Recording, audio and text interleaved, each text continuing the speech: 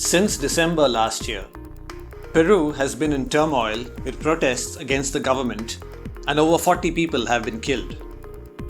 On January 19th, over 400 tourists were left stranded as the country shut its popular tourist destination of Machu Picchu indefinitely for visitors. The 148 foreigners and 270 Peruvians were evacuated to safety only by January 21st. But why are Peruvians protesting? The South American country has seen on and off protests since early 2022, when a motion to impeach the former president, Pedro Castillo, failed in the Peruvian parliament.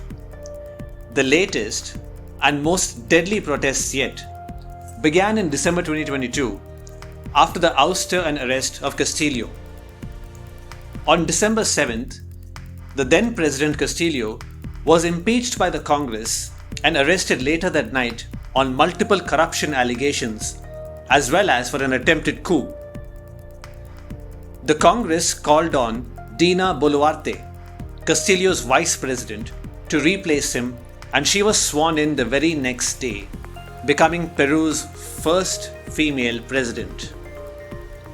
His arrest and removal from power sparked large-scale protests in the country's capital, Lima, and the southern regions.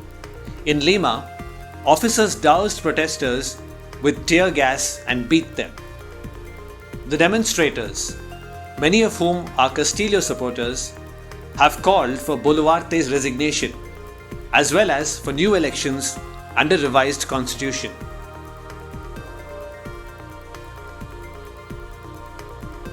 Castillo is just the second Peruvian president to be born outside of Lima, the wealthy capital city, since 1956. Much of his political support is found in the rural areas.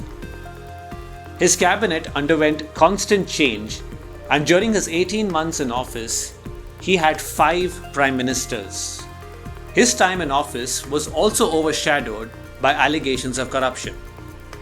However, Castillo's supporters, who are mainly indigenous, felt that he represented their interests rather than those of the Lima elite.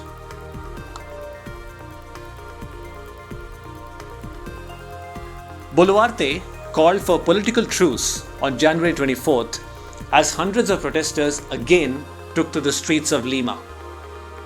Boluarte has tried to pacify protesters, assuring them that security forces would be investigated for their actions towards the demonstrators, and by moving up the presidential and legislative elections from 2026 to early 2024.